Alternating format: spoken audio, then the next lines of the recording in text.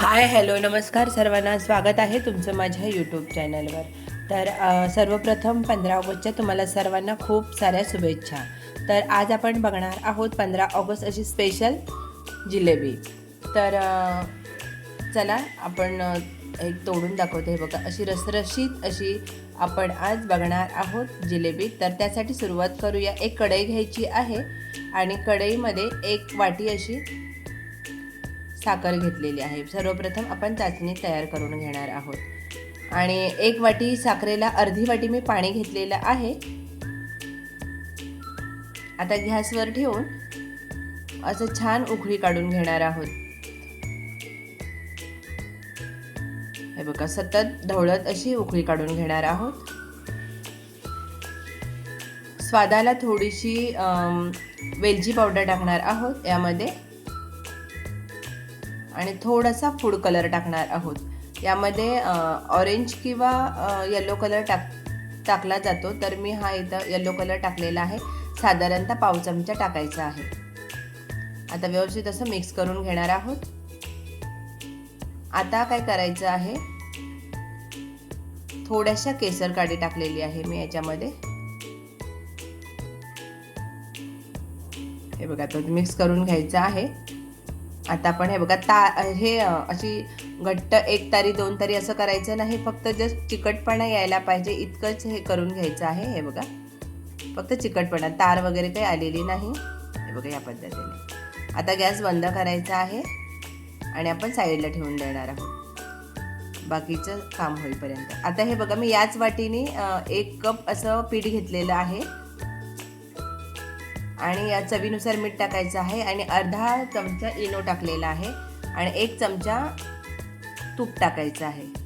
तूप टाकल्याने याला स्वाद खूप छान येतो, त्याच्यामुळे तूप अर्धा किंवा 1 चमचा टाकायचंच आहे आणि असं सगळं मिक्स करून घेणार आहोत. हे बघा, असं सगळं चोळून घ्यायचं आहे. जसं आपण मोहन लावतो त्या पद्धतीने हे सगळं चोळून घेणार आहोत.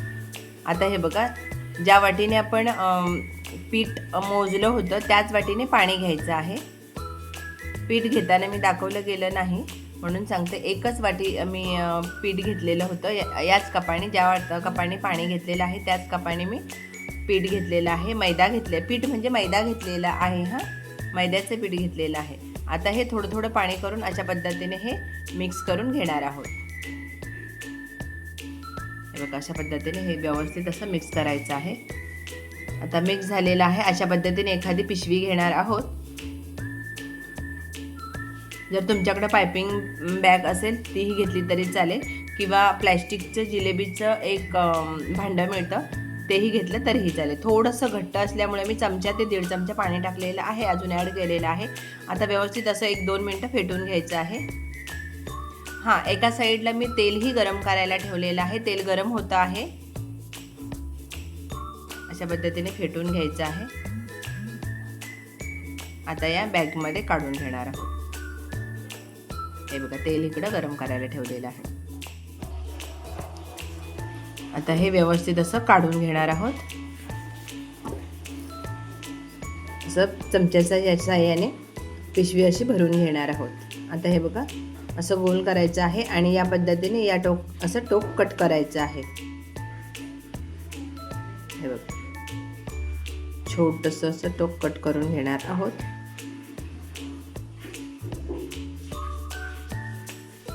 आता पडतं की नाही ते बघून घ्यायचं आहे. बघा, अशी व्यवस्थित असं पडतं आहे.